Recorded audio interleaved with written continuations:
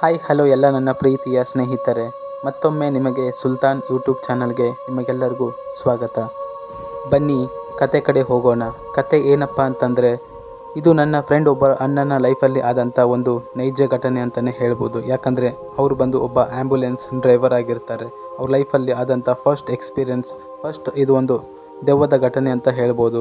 ಅವ್ರ ಲೈಫಲ್ಲಿ ಯಾವತ್ತೂ ಈ ಥರ ಆಗಿರಲಿಲ್ಲ. ಹಾಗಾಗಿ ಈ ಕಥೆನ ನಾನು ಈ ವಿಡಿಯೋ ಮೂಲಕ ತಿಳಿಸ್ತಾ ಇದ್ದೀನಿ ನಿಮಗೆ.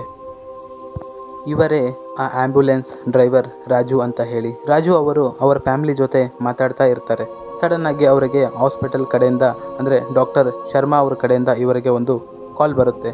ರಾಜು ಅವರ ಕಾಲ್ನ ಪಿಕ್ ಮಾಡ್ತಾನೆ. ರಾಜು ಹಾಸ್ಪಿಟಲ್ ಶರ್ಮಾ ಸರ್ ಅವರ ಕಾಲ್ನ ಪಿಕ್ ಮಾಡ್ತಾನೆ. ರಾಜು ಕೇಳ್ತಾನೆ, ಹೇಳಿ ಸರ್ ಏನಾಯಿತು ಅಂತ. ಹಾಸ್ಪಿಟಲ್ ಶರ್ಮಾ ಅವರು ಡಾಕ್ಟರ್ ಹೇಳ್ತಾರೆ, ರಾಜು ಇಮಿಡಿಯೇಟ್ಲಿ ಹಾಸ್ಪಿಟಲ್ಗೆ ನೀನು ಹೊರಟು ಬಾ ಅಂತ ಹೇಳಿ. ಓಕೆ ಸರ್, ನಾನು ಬರ್ತಾ ಇದ್ದೀನಿ ಅಂತ ಹೇಳಿ ರಾಜು ಇಮಿಡಿಯೇಟ್ಲಿ ತನ್ನ ಆ್ಯಂಬುಲೆನ್ಸ್ನ ತೊಗೊಂಡು ಹಾಸ್ಪಿಟಲ್ ಕಡೆ ಹೊರಟುಬಿಡ್ತಾನೆ. ಯಾಕೆ ಏನು ಅಂತ ಏನು ಕೇಳೋದಿಲ್ಲ, ಯಾಕಂದರೆ ಡಾಕ್ಟರ್ ಮಾತು ಮೀರೋಕ್ಕಾಗೋದಿಲ್ಲ. ಹಾಗಂತ ಬೇಗ ಹೊರಟುಬಿಡ್ತಾನೆ. ರಾಜು ಡಾಕ್ಟರ್ ಶರ್ಮಾ ಅವರಿಗೆ ಫೋನ್ ಮಾಡ್ತಾನೆ. ಸರ್, ನಾನು ಹಾಸ್ಪಿಟಲ್ಗೆ ಬಂದು ರೀಚ್ ಆದೆ. ಸರಿ ಅಂದ್ಬಿಟ್ಟು ಶರ್ಮಾ ಸರ್ ಅವನಿಗೆ ಹೇಳ್ತಾರೆ. ಓಕೆ ಸರ್, ಆಯಿತು ಅಂತ ಅಂದ ತಕ್ಷಣ ಶರ್ಮಾ ಆ ಕಡೆಯಿಂದ ಹೇಳ್ತಾನೆ, ಜೋಪಾನ ಹುಷಾರು ಅಂತ.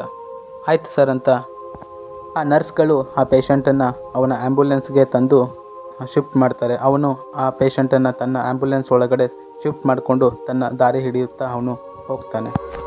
ಮಧ್ಯರಾತ್ರಿ ಸಮಯ ಬಂದು 3 ಗಂಟೆ. ಹೈವೇ ರೋಡಿನಲ್ಲಿ ಯಾರೂ ಇಲ್ಲ. ಇವನ ಆ್ಯಂಬುಲೆನ್ಸ್ ಬಿಟ್ಟರೆ ಬೇರೆ ಯಾವ ಗಾಡಿಯೂ ಕೂಡ ಇಲ್ಲ.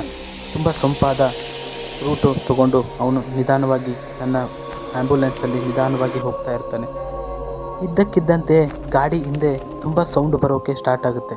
ಡ್ರೈವರ್, ಏನಿದು ಇದ್ದಕ್ಕಿದ್ದಂತೆ ಇಂಥ ಸೌಂಡು ಅಂತ ಸಡನ್ನಾಗಿ ಗಾಡಿ ನಿಲ್ಲಿಸಿ ಡ್ರೈವರ್ ಕೆಳಗೆ ಇಳಿದು ಬಂದು ಚೆಕ್ ಮಾಡ್ತಾನೆ.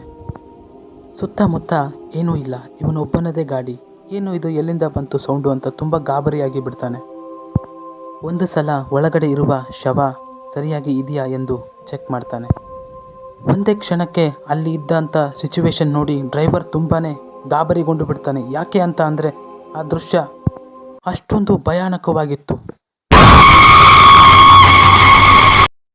ಅಷ್ಟೊಂದು ಭಯಾನಕವಾಗಿರುವಂಥ ದೃಶ್ಯ ಕಂಡು ಡ್ರೈವರ್ ಗಾಬರಿಗೊಂಡು ಅಲ್ಲಿರ್ತಕ್ಕಂಥ ಗಾಡಿ, ಪೇಷಂಟ್ ಎರಡೂ ಬಿಟ್ಟು ಹೈವೇ ರೋಡಿನಲ್ಲಿ ಒಬ್ಬಂಟಿಯಾಗಿ ಓಡಿ ಹೋಗಲು ಶುರು ಮಾಡಿಬಿಡ್ತಾನೆ.